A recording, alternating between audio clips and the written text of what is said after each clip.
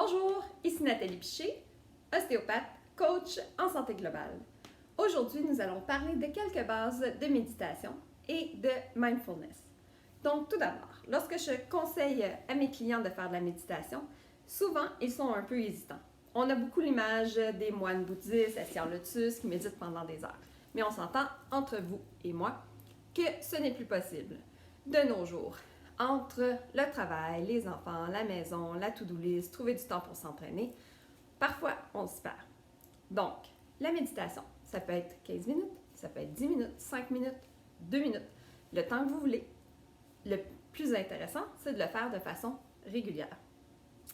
Pour la position, oui, la position de lotus, le dos droit est génial, mais vous pouvez le faire assis en indien, supporter les genoux, assis sur une chaise ou sur un sofa. L'important, c'est d'avoir le dos droit. Si vous êtes trop fatigué ou que c'est difficile pour vous de garder cette position, vous pouvez y aller coucher sur le dos. Je vous suggère de mettre des coussins sous les genoux pour bien relâcher le bas du dos. Le temps, comme je vous l'ai dit, c'est variable, c'est vous qui décidez. Ça peut être le matin, ça peut être le soir, quand vous désirez, dans la journée. Quelques petits trucs. Maintenant, pour les visuels, vous pouvez vous installer à l'extérieur, regarder un paysage que vous aimez. Vous pourriez regarder un feu de foyer, regarder une chandelle, une photo de quelqu'un que vous aimez ou un paysage que vous aimez. Le but, c'est de prendre une bonne inspiration, expirer et de vous concentrer sur l'image en laissant aller la respiration de façon naturelle. Lorsque vos pensées s'envolent, on les ramène à l'image, tout simplement. Pour les plus auditifs, on peut faire la même chose, mais avec une musique qu'on aime. Donc, tout simplement, fermer les yeux, prendre une bonne inspiration et se concentrer sur la musique. Lorsque les pensées reviennent, on retourne à la musique. Ensuite, pour ceux qui sont plus dans leur corps, une chose que j'aime beaucoup faire, c'est de passer à travers tout le corps, donc contracter. Donc, on contracte les poings, on relâche. On contracte les avant-bras, on relâche. On contracte les épaules, on relâche. On peut contracter la face, si vous voulez. On relâche. Donc, on passe comme ça ici, le dos, les fessiers, les jambes, jusqu'aux pieds. Et par la suite, on contracte tout le corps. On relâche. On prend une bonne inspiration. Et tout simplement, se détendre jusqu'à ce que ça sonne.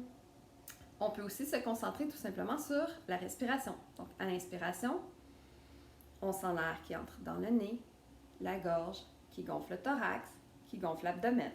À l'expiration, on sent l'inverse. L'expiration qui dégonfle l'abdomen, dégonfle le thorax et qui ressort vers le nez. Pour ceux que le petit mental tourne, la petite roue d'hamster qu'on doit garder occupée, on peut compter la respiration. Donc, lorsqu'on inspire, on compte 1 seconde, 2 secondes, 3 secondes, 4 secondes. On garde 1 seconde, 2 secondes, 3 secondes, 4 secondes. Expire, on compte 1 seconde, 2 secondes, 3 secondes, 4 secondes. On garde l'expiration, 1 seconde, 2 secondes, 3 secondes, 4 secondes et on répète. Donc, ça garde notre petit hamster occupé. Donc, voilà quelques petits trucs pour faire des états méditatifs dans votre journée. Mais on peut aussi profiter de nos activités préférées pour faire la même chose. Donc, lorsqu'on est en train de s'entraîner, juste de revenir à l'action qu'on fait, que ce soit la course ou que ce soit de lever des poids, de la danse. Donc, juste d'être vraiment dans le moment présent, ça nous permet d'être dans un état méditatif. On peut faire la même chose en passant la balayeuse, un petit peu moins agréable, plier le linge ou cuisiner. Cuisiner, ça aide pour ne pas se couper les doigts. Ensuite, si vous aimez peindre, donc, le plus vous allez utiliser votre quotidien pour retourner au moment présent, plus ça va être facile pour vous de le faire à répétition. Ça va être plus facile de le faire pour vous quand vous avez des pensées relaxantes, mais aussi quand votre cerveau commence à trotter et partir du mauvais côté. Voilà! Bientôt, vous aurez des capsules méditatives guidées pour vous aider. Si jamais ça vous intéresse, je vous souhaite une belle journée. À bientôt!